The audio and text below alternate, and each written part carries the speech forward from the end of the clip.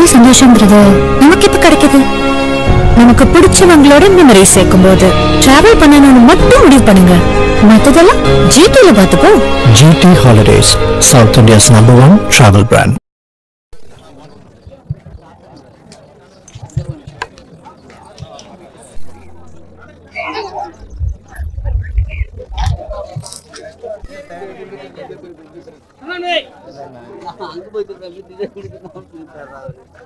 நான் வந்து மதுரவாயில இருக்கிறேன், சட்டமன்ற தொகுதி.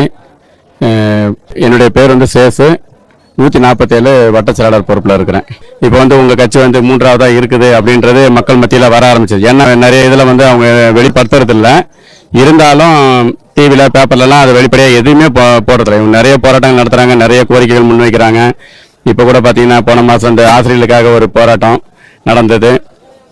அதுக்கெல்லாம் வந்து அண்ணா இது பண்ணாங்க. இப்போ கூட பார்த்தீங்கன்னா 3 நாளைக்கு முன்னாடி அனகாபுத்தூரில் இந்த குடிசை எல்லாம் இது பண்ணாங்க. அவங்களுக்கு என்னென்னா இவங்க வரி கட்டுறாங்க, கரண்ட்டு கொடுக்குறாங்க, எல்லாம் பண்ணுறாங்க. ஆனால் அந்த குடிசை அகற்றுறாங்க. அதுக்கெல்லாம் பார்த்தீங்கன்னா இப்போ இவங்க வந்து கண்ணீர் விட்டு அழுதாங்க. இப்போ அண்ணன் தான் வந்து அந்த ஒரு நாள் போராட்டத்தை போய் இது பண்ணி நாங்கள் உரிமை பெற்றுத்தரோம் அப்படின்னு சொல்லி ஒரு இதுவாக பேசி ஒரு ஆறுதல் சொல்லிட்டு வந்திருக்கிறாங்க. இப்போது 2 வருஷத்துக்கு முன்னாடியே சட்டமன்ற தேர்தல் வந்தது. அப்போ நான் வந்து ஆசிரியர்கிட்டே நான் சொன்னேன், எங்கள் கட்சிக்கு நாம் தமிழர் கட்சிக்கு ஓட்டு போடுங்க அப்படின்னு சொல்லி நான் சொன்னேன். அவங்க சொன்னாங்க, டிஎம்கே வந்ததுனாக்கா எங்களுக்கு நல்ல ஓய்வூதியம் நிறைய கொடுப்பாங்க, அப்புறம் அந்த ரிட்டைர்மெண்ட் பணம் நிறைய கொடுப்பாங்க, எங்களுக்கு அவங்களுடைய ஆட்சியில் தான் எங்களுக்கு வந்து சலுகை நிறைய கிடைச்சிது, இன்னும் எங்களுக்கு கிடைக்கும்ன்ற நம்பிக்கையில் நாங்கள் ஓட்டு போகிறோன்னு சொல்லிட்டாங்க. நான் வந்து நம்மளுடைய கருத்து வந்து விவாதம் விவேகமற்றது அப்படின்றது நான் விவாதம் பண்ணலை. சரி, நீங்கள் யாருக்கு போடுறீங்களோ போடுங்கன்னு சொல்லி நாங்கள் விட்டுட்டோம். ஆனால் இன்னைக்கு பார்த்தீங்கன்னாக்கா, இப்போ போன மாதம் பார்த்தீங்கன்னாக்கா அந்த ஆசிரியர்களே போராட்டம் பண்ணுற அளவுக்கு வந்து நிற்குது. அதற்கு தலைமையேற்பு ஆளாக நம்முடைய செந்தமிழ் சீமானாரும் போய் அந்த தலைமையேற்று அந்த போராட்டத்தை நடத்தி வச்சு இது பண்ணிட்டு இருக்கிறாங்க. இதுதான் அவங்களா உணரப்பட வந்த பட்டா மட்டும்தான் எதுவுமே வந்து மாறும். இப்போ திருடனா பார்த்து திருந்தா விட்டால் திருட்டை ஒழிக்க முடியாதுன்னு சொல்லுவாங்க பெரியவர்கள்லாம். அது மாதிரி நாம பார்த்து ஓட்டை மாற்றி போடாவிட்டால் நாட்டை காப்பாற்ற என்றைக்குமே முடியாது. நம்மளா வந்து மக்களா வந்து திருந்தணும் ஓட்டு போடுறதுக்காக.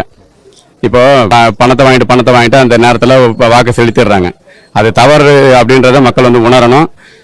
இவங்க எதுக்காக பணி செய்கிறாங்க, எதுக்காக மக்களுக்காக இருக்கிறாங்கன்றத மக்கள் உணர்ந்து செயல்பட்டாவே நாம் தமிழர் கட்சி 2024 பாராளுமன்ற தேர்தலையும் நல்ல ஒரு வாக்கு வரும். அதே மாதிரி 2026 நல்ல ஒரு மாற்றத்தை நாம் பெறுவோன்ற நம்பிக்கையோட தான் எல்லாருமே களப்பணி ஆட்டிட்டு இருக்கிறாங்க.